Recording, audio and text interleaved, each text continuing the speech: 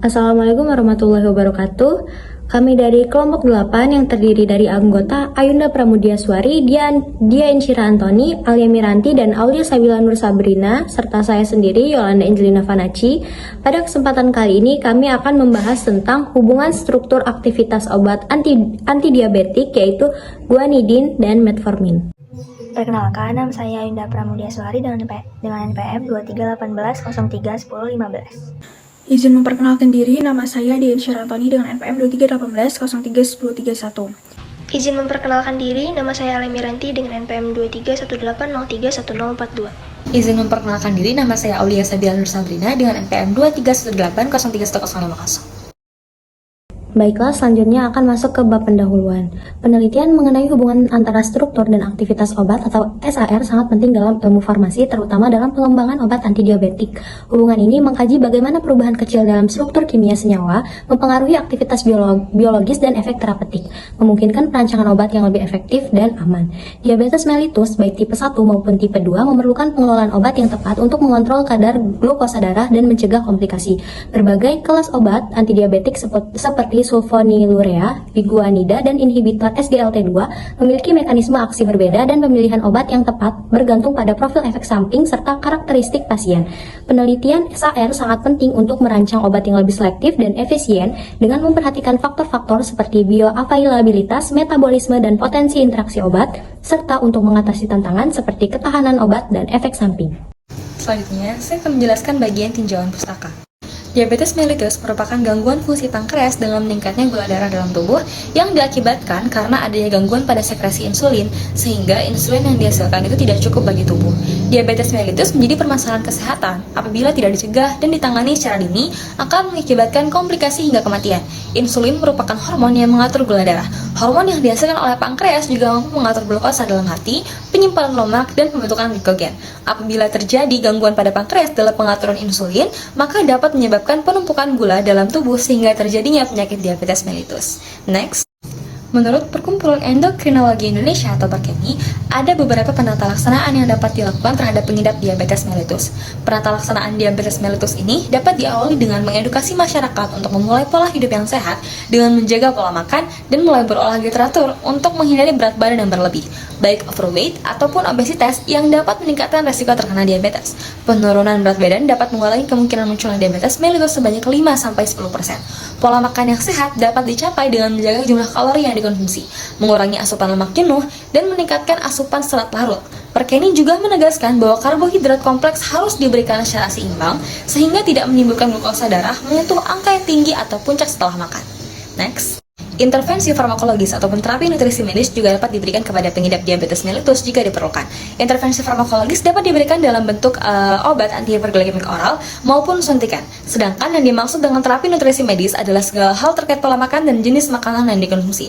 Landasan manajemen terapi penyakit diabetes mellitus adalah dengan perbaikan gaya hidup yang dipandu dengan pemantauan glukosa darah secara rutin dan pemberian terapi obat-obatan farmakologis. Beberapa terapi seperti insulin dan obat-obatan telah diberikan. Namun demikian, beberapa efek samping telah dilaporkan seperti peningkatan berat badan, efek terhadap jantung, kerusakan fungsi liver, infeksi saluran kencing, keluhan gastrointestinal, dan hipoglikemia. Next. Struktur guanidin yang diketahui dapat menurunkan kadar glukosa darah pada hewan. Beberapa turunan monoguanidin, misalnya galegin, dan diguanidin, misalnya sintalin, memiliki sifat penurunan glukosa darah. Seperti halnya biguanida, terbentuk melalui fusi dua molekul guanidin dan turunannya seperti metformin, fenformin, buformin, dan proguanil. Akan tetapi, turunan mono dan diguanidin terbukti terlalu beracun untuk penggunaan klinis yang berkelanjutan. Sementara fenformin dan buformin dihentikan di sebagian negara karena peningkatan resiko asidosis laktat. Hanya metformin yang disetujui secara luas untuk digunakan sebagai agen penurunan glukosa dalam pengelolaan diabetes tipe 2. Next. Asal kimia metformin berjalan paralel dengan asal herbalnya dan berasal dari persiapan guanidin oleh Adolf Schrecker pada tahun 1840-an dan 1860-an, dan karya berikutnya dari Bernhard Rake pada tahun 1809 yang menghasilkan fusi dua guanidin untuk membentuk biguanida. Perkembangan ini memberi latar belakang untuk sintesis metformin atau dimethylbiguanida oleh Werner dan Bill pada tahun 1922. Meskipun kedekatan struktural dengan mono dan diguanidin, penurunan glukosa baru pada tahun 1929 metformin dan biguanida lainnya dilaporkan menurunkan kadar glukosa darah pada hewan seperti kelinci dan anjing oleh Hesse dan Taubman serta Slota dan Sesse. Yang penting, biguanida dianggap kurang beracun daripada mono dan diguanidin. Dari berbagai metil biguanida yang diuji, metformin memberikan toksisitas yang paling rendah. Next. Berikut adalah struktur perubahan dari guanidin sampai bisa menjadi ke biguanidin atau metformin. Baik, jadi yang selanjutnya yaitu bagian isi dan pembahasan. Jadi yang pertama, saya akan membahas mengenai struktur kimia obat lama dengan obat baru. Nah, di sini terdapat struktur kimia dari guanidin. Guanidin adalah senyawa kimia yang memiliki struktur yang terdiri dari 1 atom karbon, 3 atom nitrogen, dan 5 atom hidrogen, dengan rumus kimia CH5N3. Dalam struktur kimianya, guanidin dapat digambarkan sebagai senyawa yang memiliki 2 grup amino atau gugus NH2 yang terikat pada atom karbon pusat, serta 1 grup imino atau gugus NH yang memberikan sifat basa yang kuat pada senyawa ini. Selanjutnya, terdapat struktur kimia dari metformin. Metformin adalah obat antidiabetes yang termasuk dalam kelas biguanida, dengan rumus kimia C4H11N5. Struktur kimianya merupakan turunan dari guanidin, di mana 2 gugus guanidin ini dihubungkan oleh gugus metil atau gugus CH3. Meskipun keduanya memiliki gugus guanidin, perbedaan dalam struktur ini memberikan sifat reaktivitas yang berbeda dan kegunaan yang sangat berbeda dalam bidang medis dan industri. Guanidin digunakan lebih terbatas, sedangkan metformin memiliki aplikasi medis yang luas dikarenakan kemampuannya untuk mengatur metabolisme glukosa dalam tubuh. Selanjutnya, saya akan membahas mengenai sifat fisikokimia dari obat lama dan obat baru. Pada slide ini ditampilkan sifat fisikokimia dari guanidin. Guanidin merupakan senyawa kimia yang dikenal sebagai basa kuat. Senyawa ini memiliki bentuk padatan kristal tidak berwarna dengan titik leleh sekitar 50 derajat Celcius. Guanidin ini sangat higroskopis, yang berarti dapat menyerap kelembapan dari udara, sehingga sulit untuk diisolasi dalam bentuk murni. Dalam hal kelarutan, guanidin larut dengan baik dalam air dan etanol, tetapi tidak larut dalam nonpolar seperti ether dan kloroform. Sifat kimia guanidin menjadikannya sebagai agen penting dalam berbagai aplikasi, termasuk sebagai denaturan protein dan dalam ekstraksi asam nukleat. Pada slide ini ditampilkan sifat fisikokimia dari metformin. Metformin merupakan obat diabetes mellitus golongan biguanid pilihan pertama untuk terapi DM tipe 2 atau NIDDM, dan merupakan obat yang paling banyak diresepkan. Metformin termasuk ke dalam klasifikasi BCS kelas 3, yaitu memiliki kelarutan tinggi dan permeabilitas rendah. Dan berat molekul metformin adalah 129,2. Rendahnya kemampuan permeabilitas metformin karena molekul metformin yang bersifat hidrofilik, sehingga absorpsi pada membran usus kurang baik. Hal ini menyebabkan bioavailabilitas metformin dalam darah juga rendah. Kelarutan pada metformin HCl dalam air adalah 300 mg per ml pada pH 1,2 sampai 6,8, sedikit larut dalam alkohol dan tidak larut dalam aseton dan metilen klorida. Nilai log P oktanol atau air metformin yaitu minus 2,6. Nilai log P yang lebih dari 3 atau kurang dari 1 menunjukkan kemampuan absorpsi yang buruk. Metformin bermuatan kation lebih dari 99,9% pada pH fisiologis. Permeabilitas yang rendah menyebabkan bioavailabilitas di dalam tubuh juga rendah. Bioavailabilitas metformin HCl dosis 500 mg adalah 50-60%. Diabsorpsi predominan dari usus kecil dan mengalami absorpsi secara sempurna selama 6 jam dicerna. Metformin bersifat basa kuat dibandingkan obat basa lainnya karena memiliki pKa 11,5. Rendahnya bioavailabilitas metformin dipercaya karena kepolaran metformin yang tinggi. Sebesar 99,9%, metformin terionisasi pada pH fisiologis dan hanya 0,01% dalam bentuk molekul utuh atau tidak terionisasi di dalam darah. Metformin tersedia dalam bentuk garamnya, yaitu metformin HCl, tetapi akan terbentuk basa bebas dalam cairan biologis. Guanidin merupakan senyawa alami yang berasal dari isolasi tanaman Galega officinalis dan digunakan secara tradisional untuk meredakan gejala diabetes. Efek hipoglikemiknya terkait dengan peningkatan ekskresi glukosa melalui urin. Pada awal abad ke-20, guanidin dianggap sebagai terapi potensial untuk diabetes mellitus tipe 2 karena kemampuannya menurunkan dan menghambat gluconeogenesis dalam hati dan menurunkan kadar gula darah. Namun penggunaannya ditinggalkan akibat toksisitas yang sangat tinggi seperti risiko sidosis laktat, gangguan metabolik, kerusakan organ, dan intoleransi yang sangat tinggi. Penelitian terhadap guanidin menjadi dasar pengembangan obat metformin, yaitu golongan biguanid yang lebih aman dan efektif untuk diabetes tipe 2. Metformin bekerja dengan mengurangi produksi glukosa di hati dan meningkatkan penyerapan glukosa yang dimediasi insulin. Sebagai terapi lini pertama untuk diabetes tipe 2, metformin efektif menurunkan glukosa darah, risiko komplikasi, serta memiliki manfaat tambahan seperti menurunkan berat badan, risiko hipoglikemia yang rendah, dan biaya yang sangat terjangkau. Namun di samping itu terdapat efek samping dari metformin yaitu diare dan juga mual. Penggunaan dan juga dosis. Yang pertama, guanidin. Guanidin digunakan secara oral dalam dosis yang kecil untuk mengurangi risiko efek sampingnya. Pada masa awal penggunaannya, obat ini diberikan secara hati-hati dan di bawah pengawasan medis yang ketat. Risiko toksisitas membuat obat ini tidak disarankan untuk penggunaan jangka panjang. Dosisnya tidak ada rekomendasi dosis standar untuk guanidin ini. Mengingat obat ini tidak lagi digunakan dalam pengobatan yang modern. Dosis yang digunakan pada masa lalu itu bersifat eksperimental, dengan menyesuaikan berdasarkan respon pasien. Sayangnya, penggunaan guanidin dihentikan karena efek samping yang lebih besar dibandingkan manfaatnya.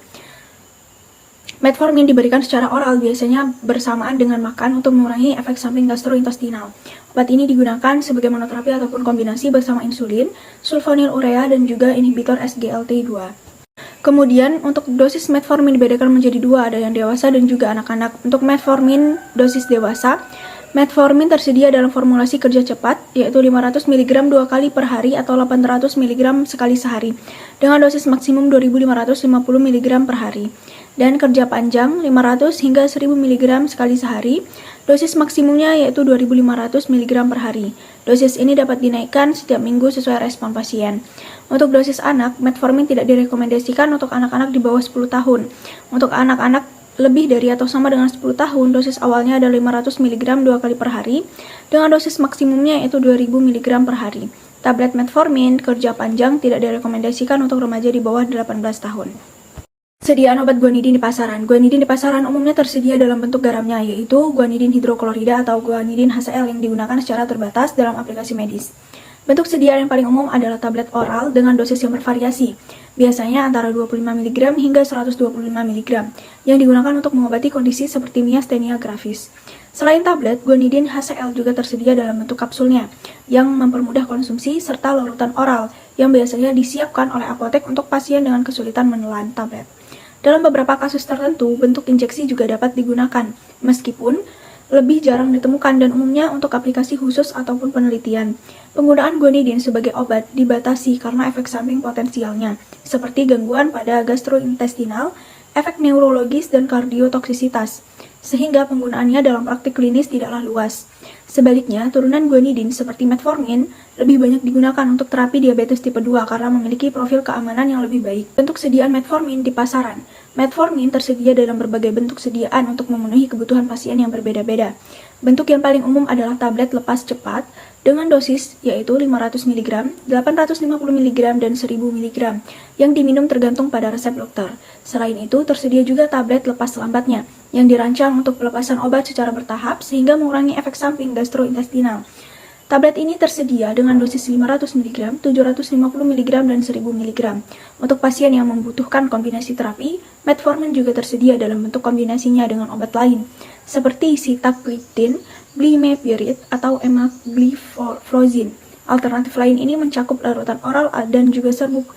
Untuk larutan oral sendiri, itu sangat cocok untuk pasien yang kesulitan menelan tablet.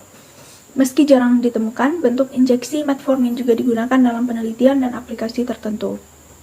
Bentuk lepas lambat ini lebih sering diresepkan karena efek sampingnya yang lebih ringan dibandingkan tablet lepas cepat, yang sering menyebabkan gangguan pencernaan seperti mual dan diare. Lanjut ke hubungan struktur dan aktivitas. Pemahaman ini sangat penting dalam pengembangan obat. Guanidin dan metformin menunjukkan bagaimana modifikasi struktur dapat meningkatkan efektivitas dan keamanan obat. Yang pertama, struktur kimia. Guanidin memiliki gugus amidino yang menghambat gluconeogenesis di hati, menurunkan kadar glukosa darah. Namun, strukturnya yang sederhana membuatnya kurang stabil dan memiliki toksisitas tinggi.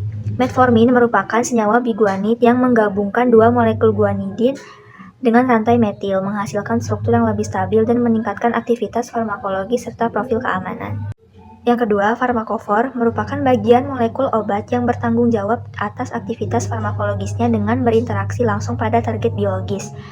Guanidin, gugus amidino adalah farmakofor utama yang menghambat gluconeogenesis di hati, tapi kurang spesifik dan beresiko menyebabkan efek samping seperti asidosis laktat. Metformin ini gugus utamanya itu biguanidin, berfungsi dengan menghambat gluconeogenesis, meningkatkan sensitivitas insulin, dan mengurangi absorpsi glukosa di usus. Yang ketiga, itu ada perubahan gugus fungsi dari guanidin ke metformin. Ini modifikasi kimia. Yang pertama itu guanidin. Ini mengandung satu gugus amidino dengan formula NH rangkap 2C NH2 kuadrat. Metformin mengandung gugus dua gugus guanidin yang dihubungkan oleh rantai metil membentuk struktur biguanid dengan formula H2NC rangkap 2NH, NHC rangkap 2NH, dan NH2. Dan B, perubahan utama ini penambahan rantai metil menyatukan dua gugus guanidin menjadi biguanid. Perubahan ini dilakukan untuk yang pertama meningkatkan stabilitas molekul. Metformin lebih tahan terhadap degradasi enzimatik sehingga memberikan efek yang lebih lama dalam tubuh. Yang kedua, mengurangi toksisitas. Risiko asidosis laktat yang sering terjadi pada guanidin jauh berkurang pada metformin. Yang ketiga, memperbaiki farmakokinetik. Metformin memiliki waktu paruh yang lebih panjang dan distribusi yang lebih baik dalam jaringan. Yang terakhir itu ada efek perubahan. Yang pertama, efektivitas. Guanidin ini memiliki efek hipoglikemik yang kurang terarah dan lebih rentan menyebabkan komplikasi. Metformin ini efeknya lebih spesifik dalam penurunan gluconeogenesis dan peningkatan sensitivitas insulin. Selain itu, metformin dapat digunakan sebagai terapi tunggal atau dalam kombinasi dengan obat lain untuk mengolah diabetes tipe 2. Yang kedua itu keamanan. Guanidin ini profil toksisitasnya tinggi sehingga dibatasi penggunaannya dalam terapi klinis. Sedangkan metformin ini memiliki profil keamanan yang lebih baik dengan resiko efek samping yang rendah. Penggunaannya ini direkomendasikan sebagai lini pertama pengobatan diabetes tipe 2. Yang ketiga, keterarahan efek farmakologis. Guanidin ini aktivitasnya tidak spesifik sehingga menyebabkan efek samping sistemik. Sedangkan metformin ini efek farmakologisnya lebih terarah pada pengelolaan resistensi insulin dan kadar kontrol kadar glukosa darah tanpa merangsang sekresi insulin. Kesimpulannya, yang pertama, penelitian ini menunjukkan bahwa pemahaman tentang hubungan struktur aktivitas obat sangat penting dalam pengembangan terapi diabetes. Contoh utamanya ini transformasi struktur kimia guanidin menjadi biguanid atau metformin. Perubahan struktur ini meningkatkan stabilitas, mengurangi toksisitas, dan menghasilkan mekanisme kerja yang lebih efektif sehingga peningkatan sensitivitas insulin dan penurunan gluconeogenesis. Pemahaman struktur aktivitas obat memungkinkan perancangan obat dengan profil farmakologis yang optimal dan resiko efek samping yang minimal. Struktur aktivitas obat menjadi pendekatan utama dalam mengidentifikasi dan memodifikasi senyawa untuk menghasilkan obat dengan aktivitas terapeutik yang lebih baik. Dalam kasus metformin, pengembangan didasarkan pada kebutuhan untuk mengatasi kelemahan guanidin seperti toksisitas tinggi dan resiko asidosis laktat. Penelitian ini memberikan dasar bagi pengembangan obat-obat baru yang tidak hanya lebih aman tapi juga lebih efisien dalam mengendalikan kadar glukosa darah serta mengatasi tantangan dalam terapi seperti resistensi insulin dan komplikasi terkait diabetes.